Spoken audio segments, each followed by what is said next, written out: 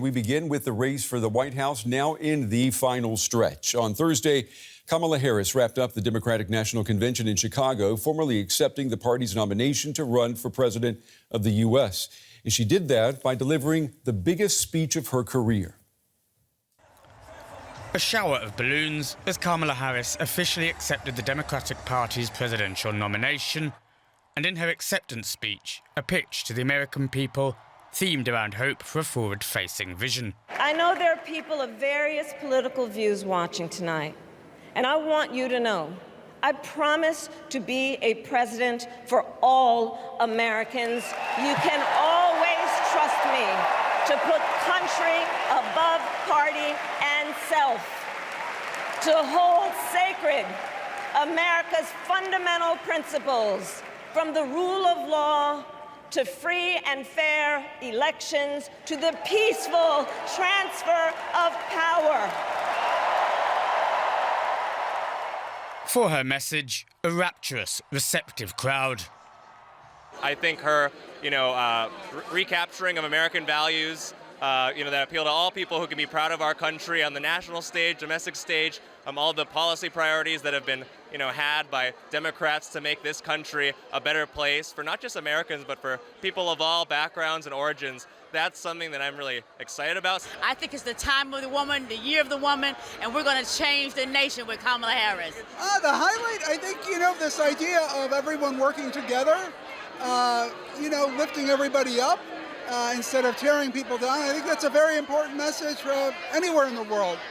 Easier said than done, but I think we can start at home. Harris made the case for herself in a heaving arena of delegates after days of having big names appear on stage to make the case for her. These included towering party figures like former first couples, the Obamas and the Clintons, to celebrities like Oprah and Stevie Wonder. And from Harris's running mate, Tim Walz, a virtual unknown nationally until 2 weeks ago, and for whom the DNC was also a launchpad. Kamala Harris is tough. Kamala Harris is experienced, and Kamala Harris is ready. Our job for everyone watching is to get in the trenches and do the blocking and tackling. 1 inch at a time, 1 yard at a time, 1 phone call at a time, 1 door knock at a time, 1 $5 donation at a time. But for all the messages around what Harris is like, delegates from the uncommitted movement found too little messaging on what she plans to do about Gaza, one of the most divisive issues in the party. As an uncommitted delegate, we want her to push for a permanent immediate ceasefire and an arms embargo now.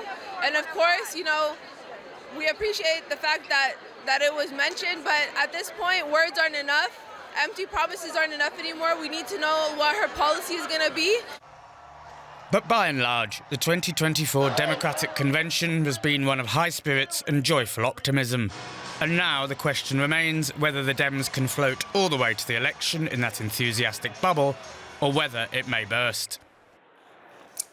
Joining me here in the studio now is Rizzo. She's a non-resident senior fellow at the Atlantic Council think tank, which is in Washington, but she is here in Berlin for a couple of weeks. Good timing for us, Rachel. It's good to see you in person. So the past 4 days, big time, the most important time in the campaign, other than Election Day. Did Kamala Harris, did she do what she had to do? Well, I think coming into the DNC, there were a couple underlying goals. The first was to obviously keep the momentum that she has built over the last couple of weeks, not just with Biden stepping down and with her choosing Walz, but also getting people excited about her as a candidate, making herself a little bit more known to the country. But it was also a big message to undecided voters, people that might not be as familiar with her, might not be familiar with her background, with her vice presidential candidate. So I think that was kind of the goal going into this, was to build the momentum and continue it on. And did you hear anything in her speech last night that would signal, okay, this is going to make an undecided voter say, I want Kamala Harris? So I think that last night she kind of ran into the same problem that she ran into when she ran for president last time, which was no one really knew what she stood for. She didn't really have clear policies, and that was sort of a nail in the coffin for her. So her speech last night, it was electric, it was full of energy, but it was a little bit light on policy. She said things that I think would be attractive to undecided voters about, lowering grocery costs and making healthcare more affordable, making reproductive healthcare more affordable or accessible. But how those things were going to be done weren't as clear, and I think that's going to be key for her between now and the election. And there had been a lot of attention on the protesters outside the convention center, particularly the pro-Palestinian protesters. What about the message that came from her? Was there any difference in her stance on Israel and the Palestinians and Hamas compared to Joe Biden? So this is what's going to be really hard for Kamala Harris, I think, is trying to figure out what her position is on Israel-Palestine. So in her speech last night, she came out very clearly and said that the U.S. is going to support Israel, will give it what it needs to defend itself, that it has a right to defend itself, and then said, but what has happened the last few months in Gaza is, quote, devastating. That's basically what Biden has said, and that has not been enough to make the very real concerns of Gazans, Palestinians, Arab Americans, to really allay those concerns and let them know that the policy will change under a Harris administration. So I would expect these protests to continue until November. We'll just have to see if people stay home the way that they did during the primaries for Biden in some of the key states like Michigan. Yeah, and true. And she didn't have to go through the primary process, right? She didn't have to go through, trying to find compromises with certain wings of the party. Yeah. Maybe that's why there was so much jubilation. She, as one commentator said, she is a perfect projection screen for the people who were in that room last night. But that's not the way it'll be between now and Election Day, right? No, I think what happens now, between now and Election Day is, after the DNC, after the RNC, there's always a bunch of excitement. People are, riled up, ready to go, ready to knock on doors. But the honeymoon's over. But the honeymoon's over, exactly. Mm-hmm. And when you look at polls, this is not a race that Kamala Harris has in the bag. It's tighter now than it was between Biden and Trump, but she's still behind in some pretty key states. So while this is really exciting for a lot of people who want to see Kamala Harris as president, this is where the rubber meets the road between now and November. Would you say that this is still an election that is Donald Trump's to lose? I think this election is still Donald Trump's to lose. Mm-hmm. It's easy to get caught up in the excitement of the DNC, which is understandable. But again, look at polls, look at, how people are talking about these issues in the U.S. Mm-hmm. There's still a lot of people that are going to go out there and vote for Donald Trump. And there's 74 days until Election Day. 74 days. It's a long time, but then again, it's not. Both long and short. That's right. Rachel Rizzo. Rachel, good to have you here in the studio. Yeah, Thank you. thanks. Well, I'm joined now by Julius von der Laar. He's a political campaign strategist who worked on Barack Obama's 2008 and 2012 campaigns. Julius joins us tonight from Chicago. He has been attending the DNC. Julius, good Friday evening to you. You've had an eventful week, I'm sure. This was not your first time at the rodeo, though, we have to say. I mean, you've attended almost every DNC since 2008 when Barack Obama became the party's nominee. You know how important these conventions can be and also how irrelevant they can be as well. Did the past 4 days, did they change your take on Kamala Harris's ability to win the election in November? I think it strengthened Kamala Harris and everything that she stands for. Again, remember that Kamala Harris just took over barely 40 days ago, and it was a whirlwind ever since. And I think this DNC had one job to do, and that is to show who Kamala Harris is, most importantly, to portray strength. And the clips you just saw and that you just played, of course, Brent, I think they displayed strength. And I think that was the main focus of the speech, to make sure that people see her as a potential next commander-in-chief, that they give the confidence that she's able to carry out the job. And I think that's something that she accomplished. I was reading through the program of events and meetings at the DNC, and the diversity of the party was on display with meetings for almost every imaginable group of voters in America. Kamala Harris, she polls well with minorities, that we know. But if she wants to win in November, according to the polling, she needs to increase her support among white male voters. Any idea how she plans to do that by November? Right. So the sprint leading up to the big speech last night, I think, was focused on uniting the party, making sure that every constituency within the Democratic Party is coming home. Because remember, over the last couple of months, people were very wary about Joe Biden. He lost support amongst black voters, amongst young voters, amongst climate voters, amongst minorities. And so I think the number one task was for Kamala Harris to unite the party. And I think, that's a check. She managed to do that. And now that speech wasn't as focused on the room, the convention hall, as some might have thought.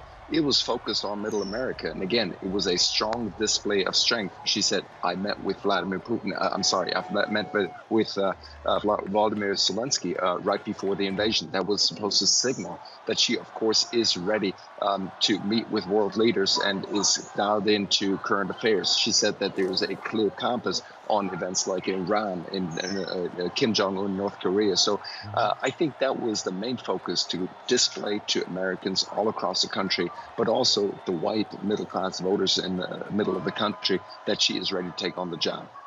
5 weeks ago, Joe Biden was planning to run for a second term. Things then changed dramatically and quickly.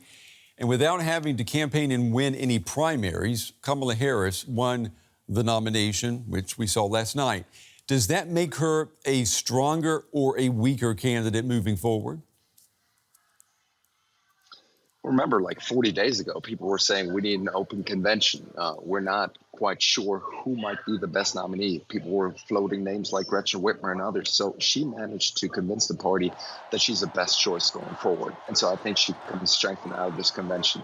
Now, moving forward, of course, she still has quite a bit of work to do. You mentioned the polling. Yes, she has caught up to Donald Trump, even exceeded him in some polls, but still, the swing state polling is very clear that it is a toss-up at best. And now, of course, today, the endorsement from Robert F. Kennedy, the third-party candidate, is still floating towards Donald Trump. So I think there's still much room for momentum shifts. We've seen how volatile this campaign has been over the last 30 days. So I don't think anything is in the bag for Kamala Harris quite yet. I'm going to ask you about Robert F. Kennedy Jr. in just a second, but I want to talk about your start with political campaigns. You started when Barack Obama began his run for the White House back in 2008. He and Michelle were the star speakers Tuesday night at the convention. Obama said that it was time to pass the torch on to Kamala Harris, signaling the end within the Democratic Party of the Obama era. What are your thoughts on the twilight of Obama's influence within the party? Well, I think looking at this convention, he had a tremendous influence, and so did Michelle Obama. They gave two of the best speeches, and that's not just me saying that as a former Obama campaign staffer. But I think everyone in the room was just in awe of how the Obamas spoke, the emotions that they were able to set free in that convention hall. And so I think Kamala Harris actually profited from the strong endorsement from the Obamas and the show that they put on. Of course, she had a very different task, and her rhetoric in her speech wasn't as lofty as the Obamas. The punches weren't as hard-hitting as the Obama punches. But again, that speech wasn't tailored to the audience in the room, just like the Obama speech had been.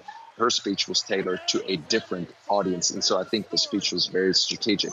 Now, Kamala Harris, of course, has won the nomination, so she effectively is the new head of the party, but she's still got to win. If she wins in November, then again, it is Kamala Harris' party to move forward to. Mm-hmm. And if not, the Obamas will continue to have a great detail and influence on the party. It's interesting how you read that. Let me ask you about Robert F. Kennedy Jr. before we run out of time. He has announced just today that he's suspending his campaign as an independent to become U.S. president and that he's going to endorse Donald Trump. What do you think that means for the Kamala Harris campaign? Well, first, let me say, he noticed that he's becoming completely irrelevant. He had a pathway forward as long as Joe Biden was in the race because of the double haters, those 18-19% who wanted neither Donald Trump nor Joe Biden. Now that Joe Biden is out of the race, a lot of people came home to Kamala Harris, and John F. Kennedy Jr. just noticed that his poll numbers are fading, and probably the money that he was raking in is fading as well. So he took the best option. First asked Kamala Harris if she might have a position for him within her next cabinet. She said clearly not. And so now he's moving over to Donald Trump. I don't think it's going to hurt tremendously. I think those 4 or 5% that he's still holding may be up for grabs, but I would imagine that quite a few of those people are just going to stay home in November because they're neither happy with the Democrats nor the Republicans. Julius von der Laar. Julius, we appreciate you taking the time to talk with us at the end of what I know has been a very busy week for you. Have a good weekend. Thank you.